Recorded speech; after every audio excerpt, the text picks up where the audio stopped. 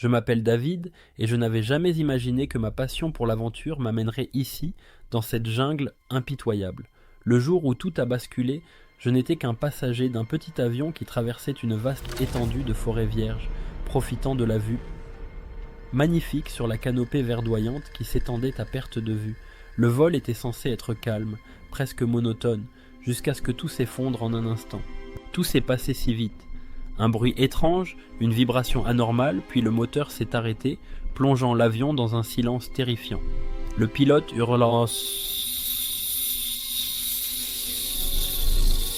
hurlait des instructions, mais je savais que le pire était inévitable. La canopée s'est soudainement rapprochée, les branches ont déchiré le fuselage et l'avion s'est écrasé brutalement contre le sol. L'impact m'a projeté contre la paroi, ma vision s'est brouillée et le silence a été remplacé par un sifflement assourdissant. Je ne sais pas combien de temps j'ai été inconscient. En récupérant mes esprits, j'ai senti une douleur lancinante dans ma jambe et mes épaules étaient en feu. La fumée s'échappait de l'épave et je savais que je devais sortir rapidement. Mon corps entier protestait, mais je me suis forcé à me détacher de mon siège, rampant hors de l'avion désormais en flammes. La jungle était tout autour de moi, étouffante et menaçante, et chaque bruit me rappelait à quel point j'étais vulnérable. Alors que je me redressais, tentant de reprendre mes esprits, un rugissement lointain a glacé mon sang. Je n'étais pas seul ici. Les prédateurs de cette jungle semblaient avoir déjà repéré leur nouvelle proie. Moi. En scrutant les alentours, j'ai trouvé un morceau de téléphone portable brisé que j'ai utilisé pour déchirer un pan de ma chemise et bander une blessure ouverte sur mon bras. Chaque mouvement était une torture, mais je savais que rester immobile serait synonyme de mort. La soif a commencé à devenir insupportable. J'avais besoin d'eau, et vite. La chaleur était écrasante, et ma gorge était sèche comme jamais. J'ai commencé à marcher, cherchant un ruisseau ou une source d'eau potable. Après des heures d'efforts, j'ai finalement trouvé un ruisseau clair, coulant doucement entre les racines imposantes des arbres.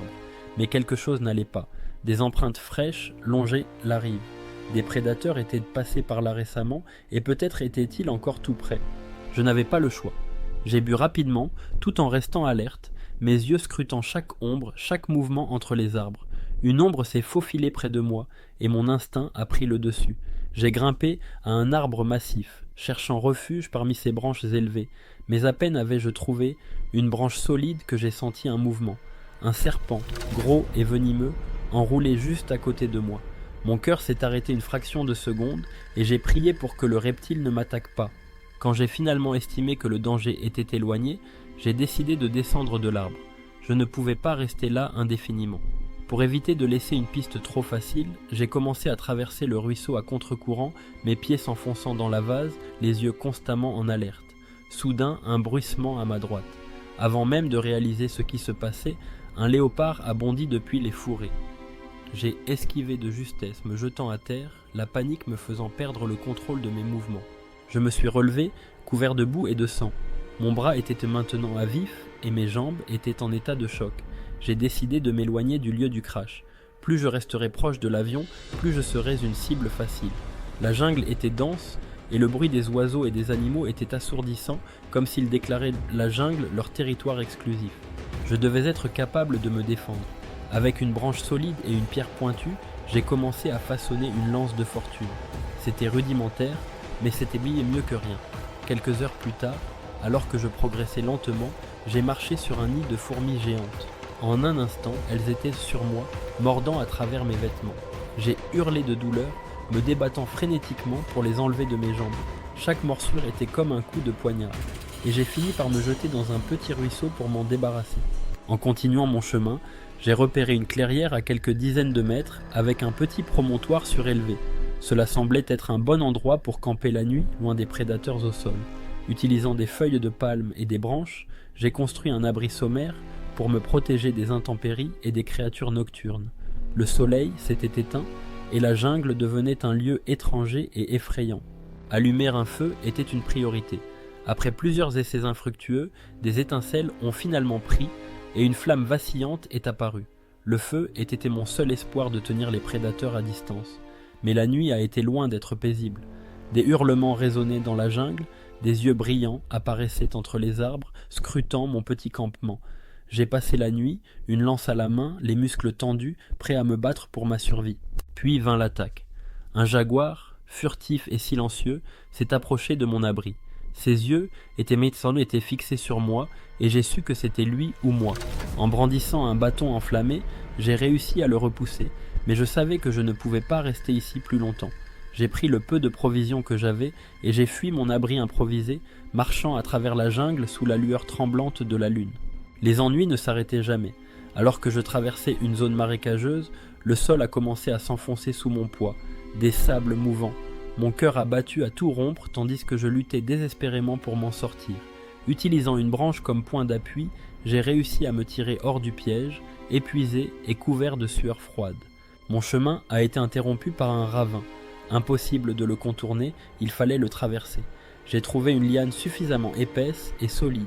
En m'accrochant de toutes mes forces, je me suis balancé de l'autre côté, la liane grinçant dangereusement sous mon poids. Mon pied a heurté le bord du ravin et j'ai réussi à m'accrocher, haletant, avant de hisser mon corps en sécurité sur l'autre rive. Mes problèmes étaient loin d'être terminés. En émergeant de la jungle dans une autre clairière, j'ai fait face à un groupe de sangliers sauvages. Ils m'ont fixé pendant un instant avant de charger. Leur puissance était écrasante, et j'ai couru vers un arbre, grimpant aussi vite que possible pour échapper à leur fureur. Leurs grognements furieux ont duré une éternité avant qu'ils ne se dispersent enfin. La fatigue et la déshydratation commençaient à me rattraper. Chaque pas était plus difficile que le précédent, et ma vision se brouillait. Je savais que je devais trouver de la nourriture, et vite. J'ai été chanceux d'apercevoir un petit animal à portée de lance. Je l'ai chassé, allumé un feu et mangé la viande, reprenant des forces et retrouvant un semblant de lucidité. Mais la jungle n'avait pas fini de m'éprouver. Pour progresser, il me fallait traverser une large rivière. L'eau sombre et agitée était loin d'être accueillante, mais rester sur la rive était bien plus dangereux. J'ai plongé, nageant à contre-courant. Au milieu de la traversée, j'ai aperçu un crocodile s'approchant. Mon cœur a accéléré alors que je redoublais d'efforts pour atteindre l'autre rive.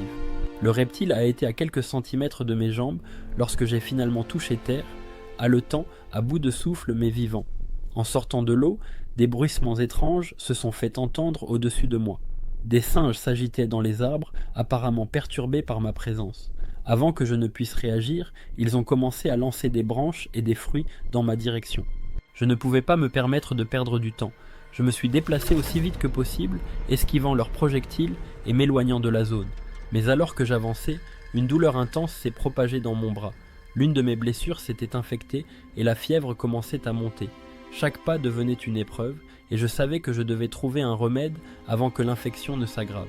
J'ai cherché des plantes médicinales, me rappelant vaguement des descriptions que j'avais lues dans des livres sur la survie en milieu tropical.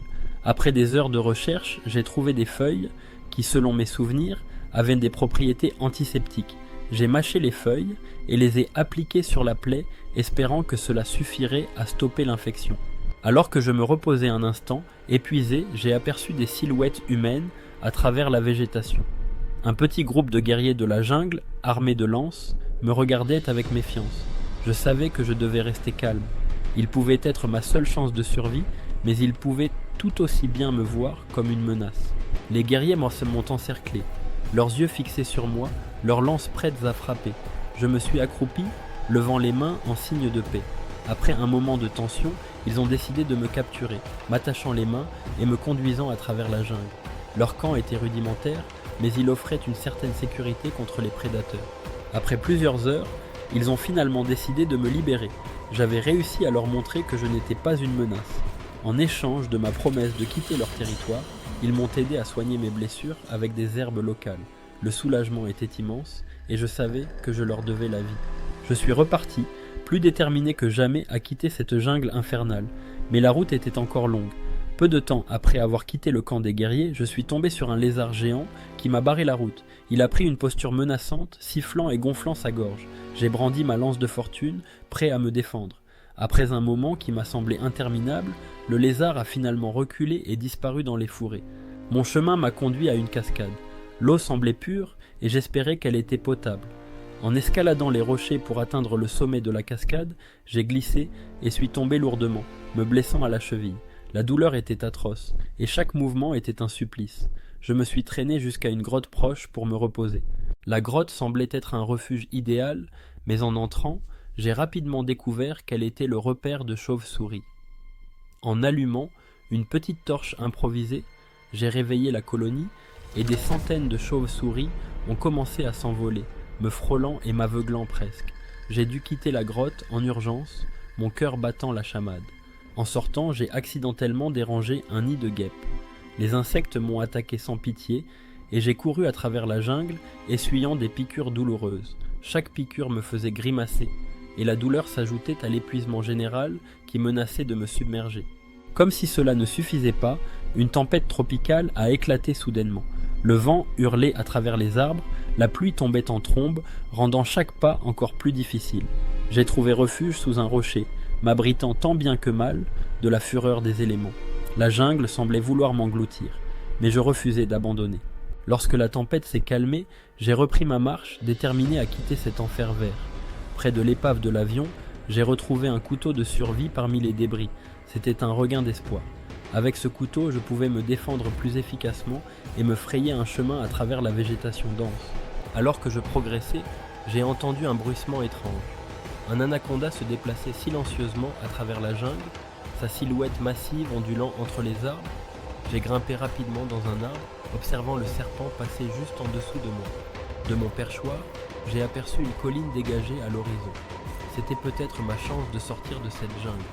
Mon cœur s'est empli d'espoir et je savais que je devais tout donner pour atteindre cette colline, pour atteindre la liberté. Le chemin jusqu'à la colline a été ardu, chaque pas m'arrachant un peu plus de force.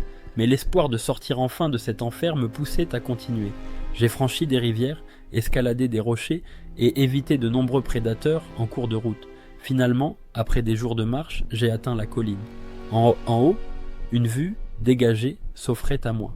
À l'horizon, j'ai aperçu une fumée fine qui montait dans le ciel, signe indéniable de présence humaine. Mon cœur a bondi dans ma poitrine. J'ai rassemblé mes dernières forces pour descendre la colline, avançant vers la fumée avec détermination. Après des heures de marche, j'ai atteint une petite communauté de villageois qui vivaient en bordure de la jungle. Ils m'ont trouvé épuisé, sale, blessé, mais vivant. Ils m'ont accueilli avec bienveillance, m'ont donné de l'eau, de la nourriture et ont soigné mes blessures. Le sentiment de sécurité, de chaleur humaine, était presque écrasant après tout ce que j'avais vécu. Pour la première fois depuis le crash, je me suis autorisé à me détendre, à croire que tout cela était derrière moi. Les villageois ont promis de m'aider à retourner à la civilisation, et j'ai su que j'étais enfin sorti de cet enfer. Je suis resté parmi eux quelques jours, retrouvant peu à peu des forces. Le bruit constant de la jungle ne me paraissait plus aussi menaçant. Le sourire des enfants, la gentillesse des villageois, tout cela m'a redonné foi en l'humanité. Et alors que je regardais une dernière fois la jungle qui avait failli me prendre la vie, j'ai ressenti une étrange gratitude. J'étais vivant, j'avais survécu, et désormais, chaque instant de ma vie avait une saveur particulière, une profondeur que je n'avais jamais connue auparavant.